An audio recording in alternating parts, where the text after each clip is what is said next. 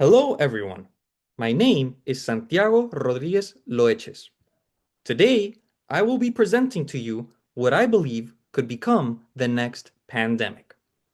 The disease I have created for the purpose of this presentation is to be named freshwater vibriosis. The name is based around vibriosis, a bacteria that inhabits coastal waters, and its mutation, which in this presentation makes it a new disease as it allows it to thrive in fresh water. The name itself does not contain any specific reference to cultures, people, locations, or any social factors that might lead to discrimination in the face of a pandemic outbreak. Freshwater vibriosis, then, refers to a mutation in the bacteria that would allow it to inhabit fresh water upon being accumulated in algae and seaweed. Once that algae and seaweed has come into contact with water of different salinities, like inlets and estuaries, it allows the bacteria to spread and thrive in fresh water.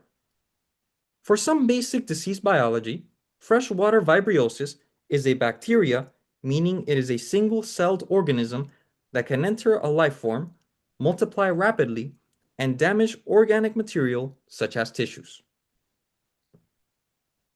There are three specific factors that would make freshwater vibriosis the next possible pandemic.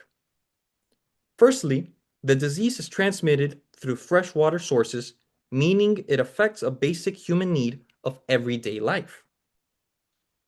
Secondly, the pathogen's characteristics would be very difficult to deal with immediately.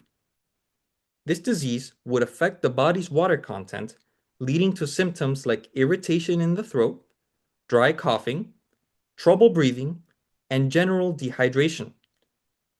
Considering that the disease makes it so that drinking contaminated water leads to dehydration, areas with little to no alternatives for water treatment will be greatly affected.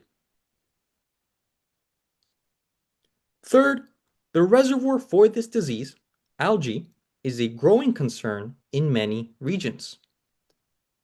Particularly, the way that runoff into oceans carrying phosphate and other agricultural chemicals causes algal blooms is of great importance. Excess nutrients in coastal waters leads to algae such as sargassum to overcrowding areas and spreading out of proportion. A local example of recent memory would be the periodical red tide blooms in Florida's west coast. With ever-present algae throughout the world, the spread of the disease to be activated in freshwater will prove to be a challenge. In terms of the risks for the spread of the disease, there are several. Here, there are two different socioeconomic factors that can help the pathogen prosper. Firstly, tourism is an ever-growing industry typically aimed at tropical locations where the disease could originate. Beach-bound tourists are likely to encounter algae with the mutated strands of freshwater vibriosis, allowing it to activate and thrive in other freshwater sources when they travel back home. Another socioeconomic concern would be access to clean water, with many regions in the world still having difficulty obtaining clean drinking water. The lack of filtering may help the disease spread even more in less developed areas of the world. With regard to cultural factors, freshwater fish may also be infected with the disease. This means that cultural diets that involve consistent nutrition based on fish and other aquatic foods will lead to direct contamination. In conjunction, these factors all play a big role in the globalization of the disease.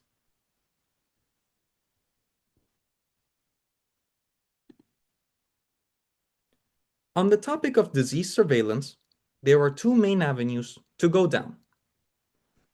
Firstly, freshwater vibriosis mainly affects elderly populations. By conducting regular surveys of areas with a large population of senior citizens, the disease can be mapped out in terms of its geographical spread among those at the highest risk. Secondly, the disease's symptoms can be made public. The specific range of traits includes irritation in the throat, dry coughing, trouble breathing, and general dehydration.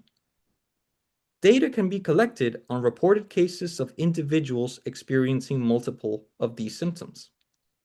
This would allow us to better understand the magnitude of the disease and the density of affected individuals in a given area.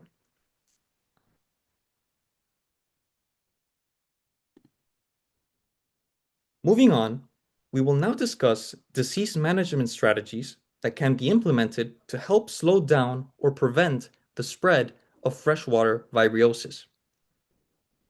The first strategy of interest would be to take measures to prevent algal blooms. Reducing chemical runoff is critical to ensuring an end to unnatural algal blooms, particularly in Florida. Regions where algal blooms are known to historically happen should be actively monitored, with officials ensuring that attention is paid to nearby sources of excess nutrients from agriculture. By making sure that algal blooms are limited, we can decrease the odds of algae reaching brackish and freshwater sources to spread the disease. Next, limiting tourism is of great importance to spreading the disease disproportionately. As mentioned earlier, tourists visiting warm tropical waters are more likely to encounter the algae that causes the disease. Tourist taxes can be put in place during times of outbreak to discourage travelers from staying in areas known to contain the vector algae. If it is found that certain bodies of water are definitively infested with the algae causing freshwater vibriosis, surrounding beaches and parks can be closed to the public in order to ensure safety. The combination of these two methods would surely discourage tourists from coming into contact with the contaminated waters. This is important as it greatly limits the global reach of the pandemic.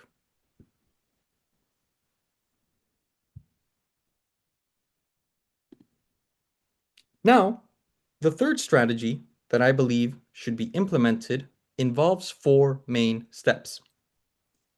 First, data must be collected in order to determine geographic regions that contain alarming rates of people reporting symptoms of freshwater vibriosis. This could primarily come in the form of surveys conducted by specialized experts. For today's case, we will be assuming that the Tampa Bay region is under the scope of investigation. Once it is reported that the prevalence of the disease is of particularly importance in the citizens of Hillsborough County, step 2 can be put into place. Step 2 necessitates that the body of water causing the infections be definitively located. For Tampa Bay, this would be the mouth of the Hillsborough River, where algae from a red tide event mixes with less saline waters. Step 3 will examine the population's relationship to that specific water source. Water reclamation and treatment plants in the region will be subject to heavy inspection and standardized testing in order to determine if their filtration systems are adequately equipped to deal with the disease. Sewage systems will also be taken into consideration, as water retention times may be increased to decrease the risk of overflow of contaminated waters in urban areas. This will greatly reduce the risk of infection in metropolises such as Tampa Bay. Finally, for step 4, infected individuals will be dealt with accordingly. Oral rehydration solutions, also known as ORS, can be administered to help folks rehydrate themselves properly. This can be an effective solution in regions lacking access to reliable healthcare, as ORS is merely a mixture of sugar, water, and salts, which are all common household items and easily transportable across the world. For dealing with any respiratory issues caused by the irritation in the throat and lungs, saline nasal sprays can be relied on to help rehydrate the nasal airways. This is critical as saline nasal sprays contain salt, a content which would be missing from the freshwater contamination source.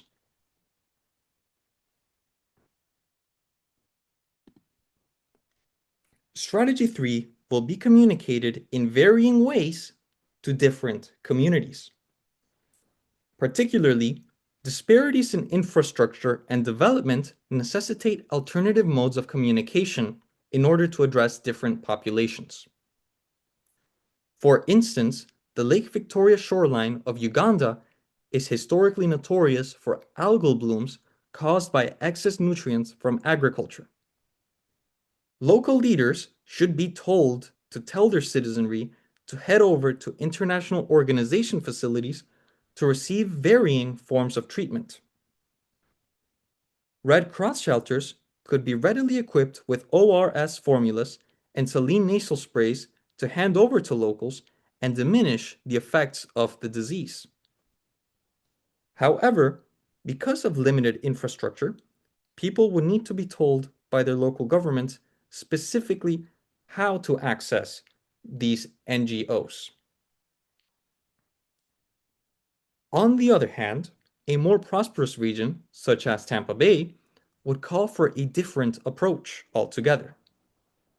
Advertisements declaring access to testing for infection, ORS solutions, and saline nasal sprays can be placed around the city.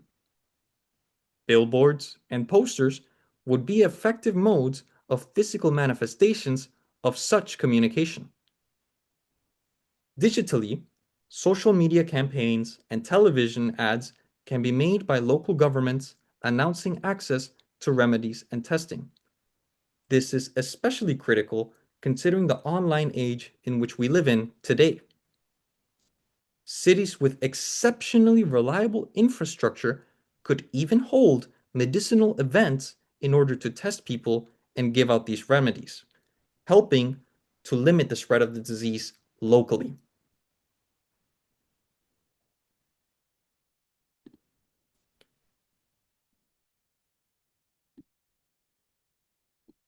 As scientists find out more information, their findings must be disseminated to varying parts of our population. The general public can be reached online through the posting of medicinal articles on news outlets, social media campaigns, as well as videos released by experts breaking down the most crucial elements of their consensus. This will ensure that reliable information is spread and disinformation will not be persuading. With regard to vulnerable populations, representatives from the CDC and other organizations can be sent into communities where the highest at-risk subside.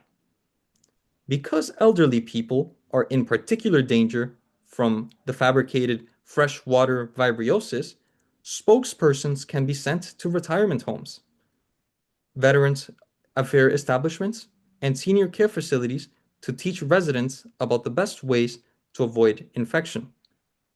It is of utmost importance that the elderly be taken care of, as they are the single population which the disease will affect the most.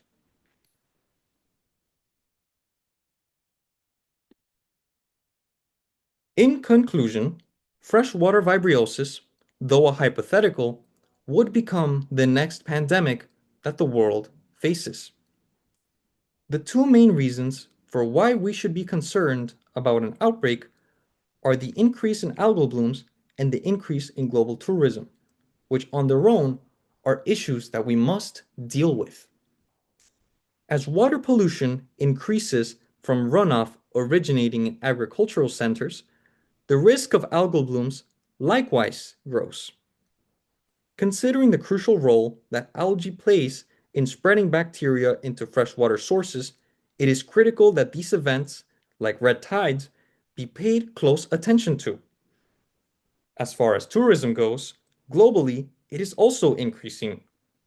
With people all over the world on vacation to places like beaches filled with algae, the risk of them bringing the virus back home into their lakes and rivers cannot be ignored.